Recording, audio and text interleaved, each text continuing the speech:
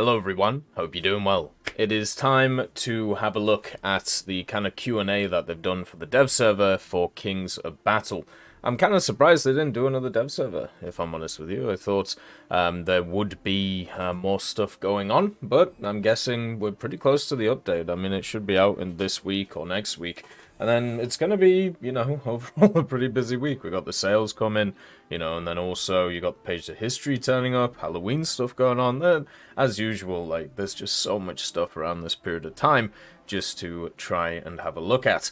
So this was posted by Stoner, who is one of the community managers for War Thunder, and it's basically just a set of questions and answers about stuff that we saw on the dev server. Now, one thing that has to be said, which I try and always talk about when it comes to dev server, is the fact that it's all very much subject to change. Even if you have a look at like the preliminary notes for the dev server, what ends up happening is the top bit, which talks about, the parts of the game which are not finished. It seems to just get bigger and bigger every single dev server that we get. So it's just one of those things to, always take into account when we're looking at this stuff. So, for example, pretty much all the armor is always wrong on all of the vehicles, and most of them just don't have like the proper rounds or anything like that. And that's pretty much what we're seeing with a lot of this Q&A. So let's get into it. Let's see what they're doing, and let's see if it matches up with the ideas that they've talked about before. So the first question is, with the Type 81 being introduced, that's the new Japanese IR missile, by the way, having a very advanced IR anti-air missile, as well as other IR improvements and additions to new carriers of such missiles, can you tell us anything about the long-reported Mistral Stinger G-limit matters? I mean, fair enough. The answer is, whilst we're currently still reviewing the sources submitted within these reports and gather our own, we do suspect that the 20 to 22 G limit listed on these reports may be the peak G force at the moment when the steering surface is in the maneuver plane. An average overload of 20 G for a missile of this kind is fundamentally impossible because of a small area of aerodynamic surfaces and the fact that missiles of such type have a single channel guidance with a single rudder, which creates alternating pitch and yaw control torque of the missile. This imposes a limitation on the maneuvering capabilities of the missile, since the steering surfaces create a controlled torque in the desired direction only for half a rotation of the missile. And speaking about half a turn, we exaggerate a little bit, because thus we exclude the time for rudder shifting from the calculation, which is done 4 times per missile rotation.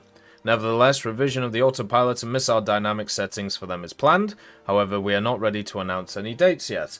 Basically, what they're saying here is the simple thing that they don't want to actually fully say. When they do explanations like this, it is obviously good to do it up. But basically, they're going, we know what we're doing. Be quiet. Like, and I don't know how else to put it. Like when they put out these long form things about how they're setting stuff up, how it is compared to real life, it is literally just saying to the people who are putting in these bug reports, look, we are actually doing it as realistically as possible.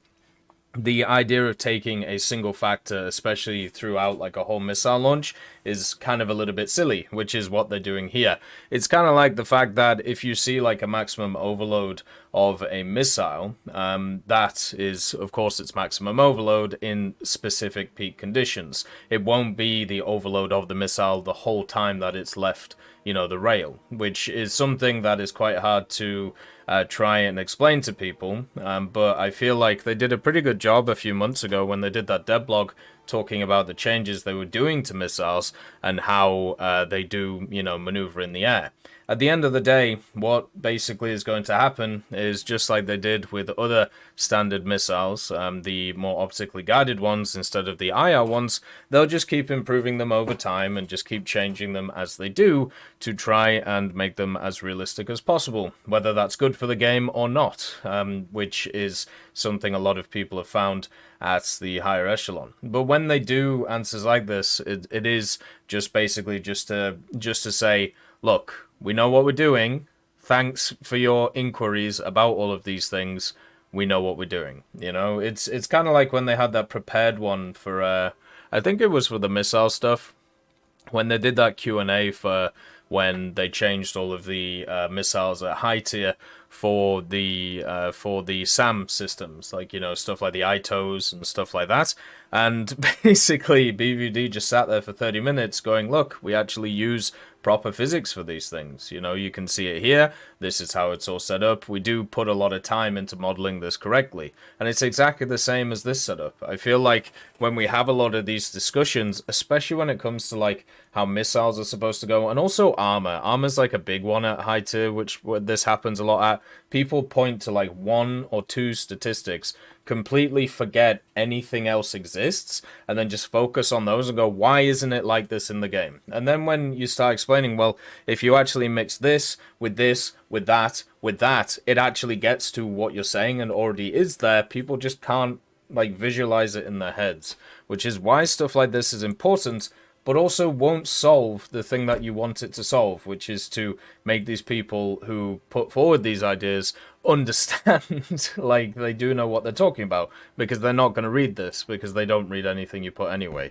So it's kind of a self-fulfilling prophecy at the end of the day. Like, it's nice to be there, it's good that they're doing it, but at the same time, you're not going to reach the crowd who are never going to be quiet about these things. Just like how, for me, for years, when it comes to like top tier armor, I've talked about the fact that it's all fictional, and it is a guesstimation at best, because that's what it is, because you can't know the true armor values, and then you get people come along who go, oh, well, no, we actually do know the armor values, it's this, and then it's just one random source from like one random newspaper or magazine, and it says like, oh, well, it should be able to do up to this point. That's not actually the same as modeling a full set of armor realistically, especially when you take into different layers, and also especially when you take into account composition. So it's just the same thing they're running into. Obviously, they run into it at a much higher level, so it's just how it is. The next question is, the F-111 currently has AIM-9Bs, but it does appear that the E, J, and P are all possible. Has there been any consideration for improved missiles for this aircraft? The answer is we firstly want to look at the effectiveness of the aircraft with the current missiles, as we would not want to increase the BR of the aircraft because of these other missile types, but if necessary we will come back to this matter and review its loadout in the future. So if you want to work out why does a vehicle not have access to an armament set, it's for balance purposes. There you go. I've done it for you right there. They could just put that for like every one of these questions. Why does X vehicle not have access to Y thing? Balance. There you go. Because they want it to be at a specific BR, and if they give them the better things, then it won't stay at that BR, it'll go at a higher BR and would be completely worthless. Think about all of the vehicles which would benefit from actually having worse munitions on them if they could be at lower BRs because of not having those munitions. There's a lot of, like, think about the F-104s, right? The F-104J, it just got another buff right now where it now can carry, like, I think 6 AIM-9Js on the dev server. But I tell you what, that vehicle would be so much better if it was lower in BR and only had access to like AIM-9Bs or AIM-9Es, just like stuff like the F-104C and the F-104A. But instead, it's stuck in this doldrum because it doesn't have countermeasures, right? The F-111 has the ability to kind of take over the game in certain areas, be a very good bomb truck at its BR, but if you start giving it stuff like AIM-9Js, it's going to be at a BR where it's just going to get eaten alive by air superiority fighters of the next BR upwards. So it's actually better, and I kind of prefer the way that they're doing it here. Give a vehicle its more limited capabilities to start with, and then if it isn't doing very well, you can give it some more of those capabilities, you know, to see if it improves it. But if it does well for its BR, or if it's too strong, you could always increase it, and then if it doesn't do well after that, you can give it increased capabilities. And also, at the same time, this gives them the opportunity to put in another F-111 later on, like another variant to bring in, which they will, of course, because it's an American plane, and people love American planes, and yeah, they'll probably bring in like the F-111F with better capabilities and also a higher BR. So just understand, this is like the first step in the system where they're going to do a bunch of other stuff. The next question is, currently the MiG-29 SMT has R-73 stock, whereas the MiG-29G gets R-60 MKs as its only stock option. Will the R73 be added as a stock option for the G variant too? And the answer is yes. We'll remove the R60MK for the MiG-29G, and it will have two R73s as a stock option loadout. This has already been done, I think. They did it on the dev server update, so yeah, it's already there. The MiG-29G, they're trying to make it the German equivalent. As I said before, it would be quite nice if what they actually decided to do was to add what would be seen as the German equivalent to the USSR stuff before they add it to the USSR. Just once, you know, we haven't seen a full banger German aviation vehicle in the longest time, because they're always second fiddle to the other two major nations. And I understand that's how it has been in real life, but since War Thunder is a video game, they could choose when to add stuff, you know, in the future, and hopefully that's something that they do. It would be really nice to actually see Germany be top dog instead of America or USSR just dogging it out once again, or an American or USSR vehicle in a separate tech tree. The next question is, will the F-16C and Barak 2 receive the ability to designate targets for the radar using the HMD? And the answer is yes, they both, as well as the Mirage 2005F, will receive such ability. I mean, that'll be really good for simulator pilots. That's something which, of course, when it comes to these changes, will affect quite a lot. There's somebody at Guardian who really likes VR stuff. I don't know who it is, but they put a lot of time into it. And, of course, a lot of them are very much interested in trying to make stuff as realistic as possible. So, of course, they're going to add in these features, especially now they're set up. Hopefully, more vehicles can get their head-mounted displays, and I'm sure they will going forward.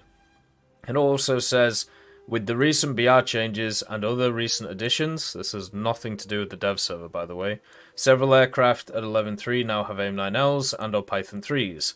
Has there been any reconsiderations for the British Phantoms to receive AIM-9Ls too?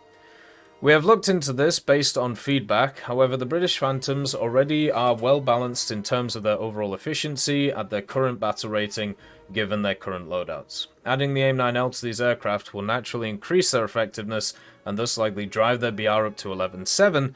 Right now, Britain currently has a total of 4 aircraft in rank 7. An increase in BR to 11.7 will also lead to an increase in rank 2. So there are numerous considerations to be made that currently means adding more advanced weaponry to them is not suitable at the moment.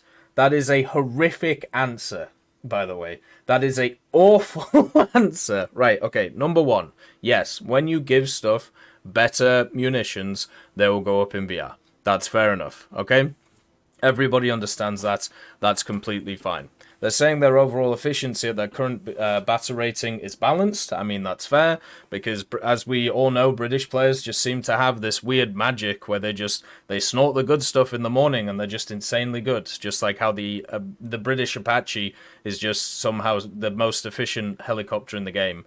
You know, the Challenger's overperforming all the time. It just turns out that, you know, British players are on that go-go juice, and that's just how it goes. No idea why. You know, maybe they're just Sigma males. I have no idea what's going on. But the idea, right, this is the thing that annoys me, because we ran into this, right, when it came to a lot of the rank changes where they just made up rules on the spot. Well, not on the spot, because they are hidden rules, but they announced these rules where, oh, well, hey, so this M4A2, right, it's a rank 4. Oh, sorry, it's a rank 3, but it has to be rank 2 because we've decided that the maximum BR of rank 2 has to be 3.7, and the minimum BR of rank 3 has to be 4.7 for the American Grand Tech Tree. Why? Oh, because we just decided it. So this idea that just because you put a vehicle at 11.7, it has to go up in rank 2 is completely manufactured, right? It is a completely manufactured thing created by Gaijin themselves. It isn't something which has to be done. It doesn't. You could literally just move half of them up if you feel like it. You could also give them the loadouts to see if they are actually good enough to be able to put up in BR. Maybe it won't make a difference. The problem is, once you add stuff like that, you can't then remove it, which is a problem a lot of vehicles have had kind of going forward. But this idea that BR and rank mix in this odd way, and every single different tech tree has different rules based around this, is just insane, and I am sick of it. Because it should never be used. It should never be used as a reason to move anything. Because of the fact that they completely control what is at what rank and what BRs they believe should be there. Because it is different for every damn tech tree, right? So this rule that they've just put out for a reason why these things have to happen is completely on them. They've just decided that, and that's it. It's an awful thing, and they've done it multiple times now over this year. Just stop doing it. Or, if you want, you can completely release all of your thoughts behind what should be at what rank and what should be, you know, based on the BR at those ranks. If you do that, if you release all those tables, that's fine. The standards can be held to. But because you can make up these standards on the spot in your head and then just put it down as fact, that is ridiculous, and it shouldn't be how this goes. So don't even bother talking about the fact that if we put it up in BR, it has to be at a different rank. I'm sure there's a lot of players who play Britain would prefer it to go up in rank if they got added capabilities. Just like how a bunch of other vehicles did as well, by the way, especially premiums. So that answer is no good. You could also, if you wanted, add another Phantom, which is exactly the same, and then just give it the AIM-9Ls. Right? And then put it at rank 8 if you really felt like it. You know why you can do that? Because you literally did that with the Harrier. You had the squadron vehicle, the FRS-1, which has 4 AIM-9Ls. Right? And now, in the tech tree, at 10.3, you have the Sea Harrier FRS-1 early. Which, guess what? It has access to 2 AIM-9Ls. So don't tell me that you can't do this, because you do it all the time. It's a just awful answer there. Just say they're doing well at the BR. We don't want to move them up in BR because we're probably bringing in something else which we want people to play, right? That's it. That's all you got to say. Why do these vehicles not get access to better weaponry? Because they're already doing as well as we want them to. Done. You don't have to add in any of that other stuff. All that other stuff is straight conjecture on your point. The next question is, can we expect to see more drop tanks added to this update? Oh, drop tanks, yeah. Sorry, for aircraft. Currently, we're focused on many other areas of the major update, so there'll be no new drop tanks within this one. However, we do indeed plan to continue working on them, and will for sure add them in a future major update. I mean, that's really cool. You know, the drop tank mechanic is really good and needed, especially since a lot of the maps have expanded and we're getting a ton of vehicles who just massively burn through their fuel. It was kind of cool to see the Zero get his drop tanks, but that's just because of Enlisted, and pretty much all of the vehicles in War Thunder that will get drop tanks, which is Second World War, I'm sure it's because they're going to put them in Enlisted too, but it's still nice to see that they're working on that stuff. And once again, it's just another one of those mechanics which will continuously be pushed around the place, which is good. Then we have, do you consider adding armor-piercing bombs to some Japanese aircraft, which they were removed for some time ago? The answer is we will study the question and give the bombs to the planes which should have them. Now that they're actually adding in kinetic penetration to bombs on, an actual realistic level, this means that AP bombs have a point. You just got to make sure that they're actually stuff which is realistic, I'm sure they were probably... I don't even know why they were removed. Did they ever give a reason why they removed them? Because usually they don't remove ordnance options. So, yeah, that seems a little bit odd. But now that AP bombs are actually going to act like AP bombs, that's good. It'll be really nice to see that being there. So that's the aviation portion. Since this took me a lot longer than I thought it would, I'll split this video up into a bunch of them, just so it's easier, so you can pick and choose which ones you want. So next we'll have a look at helicopters and then ground stuff. As always, I hope you have a wonderful day. I'll see you next time. I'd just like to thank Brendan Quinn, Vilneus, Character Fuel, Juan the Panda, Carrion Crow, Gus Irenicus, Pyman, Merciless Reaper, Orange Tail, Teddy, Daniel Stanton, Moxie, B. Young, Bareen, Peter Grayling, Alan Hacker, Sem Alslan, Uncle Bean, and Derek R, and also Lafouche for supporting the channel.